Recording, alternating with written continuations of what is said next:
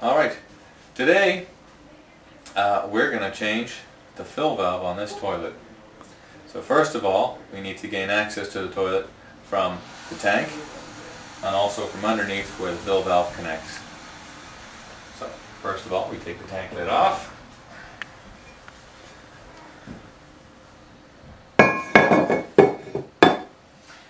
And then what we'll need to do at this point is actually shut our water off at our valve here. This is a higher quality quarter turn valve, but you'll find different styles out there.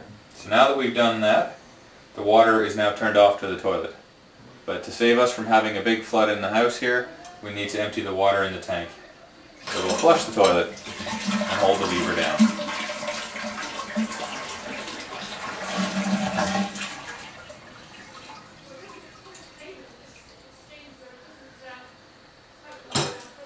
Now one trick with this is that there's always going to be a little bit of water remaining in your tank. And obviously, if your water doesn't shut off at your valve, you'll need to call a plumber in to have that changed for you, so you can safely do this without destroying your house. Now there's different ways of doing this. Obviously the most trouble-free way is to empty the water, or as much as the water you can, out of the tank. So we use our trusty sponge to come in, try and grab some of the water. Now depending on your type, age and style of toilet, this might be a quick little job, or you might be doing this for quite some time. Just because of all the little nooks and crannies and everything else that comes in. Because what you have to know is that when you take the fill valve out, we're effectively opening a hole on the bottom of the tank, and so whatever water remains in here, it's going to come out straight onto the floor. The other thing to know is that although we've turned the water off at the valve here, there will still be water in the supply tube as well. So once we undo this, we will get a few drips coming out.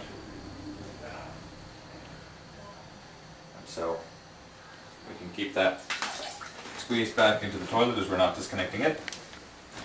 Now, underneath our beautiful toilet here, we will have a nut for us to get off.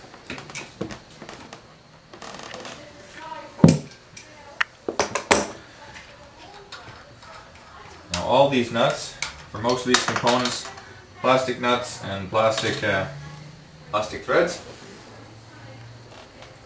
Here comes the water.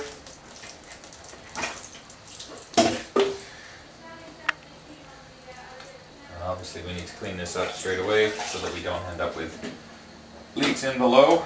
Water especially likes to go into heat registers.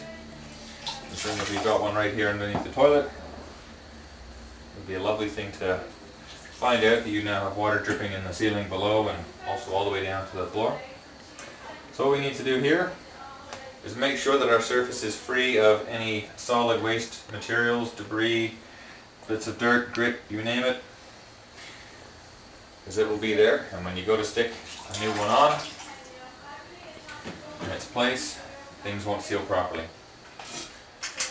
So as this unit and toilet are not overly old, we in this instance are actually going to reuse the equipment here. Although generally speaking, what we would advise is that if you've had something in your house for a while that's generally over 6 months old, you wouldn't take it out to play around with it, you take it out and completely replace it. So this is our fill valve. We have our rubber seal on the bottom here. This is what seals it to stop things leaking on the floor.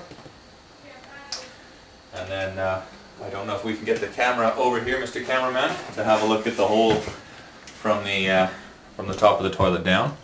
And you can see me wave underneath here. So this is a hole straight down and through.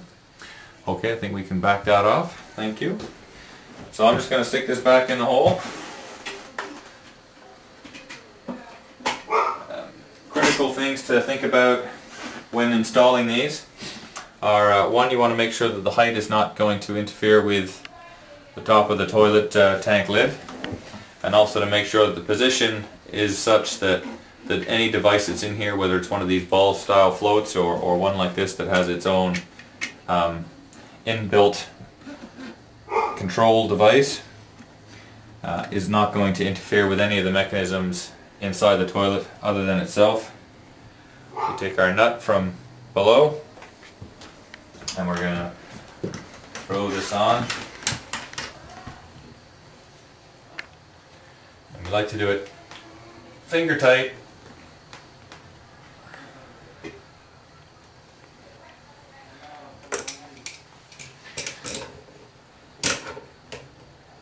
And we get our wrench on here, and we want to do it just a little bit tighter.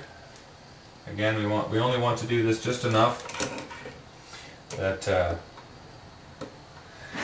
it's actually going to tighten up, but we don't want to over tighten it, as again it's just plastic threads.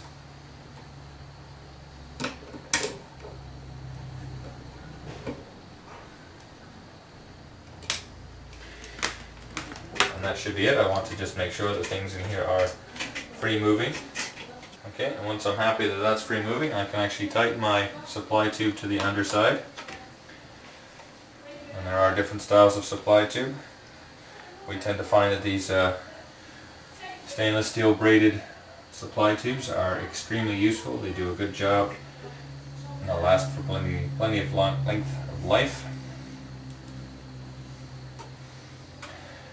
And just to make sure our seal is good, we can lift up our device here to make sure it's not letting water through. Let it fill up. No water spraying anywhere. That's a great sign. We let it fill up. Put our overflow tube back in the hole. And that's it. Our toilet will now work as it should. So we will let it fill up and give it a flush. So our toilet's now full. I don't know if you can get that, sit in the camera. Okay, so we give it a flush.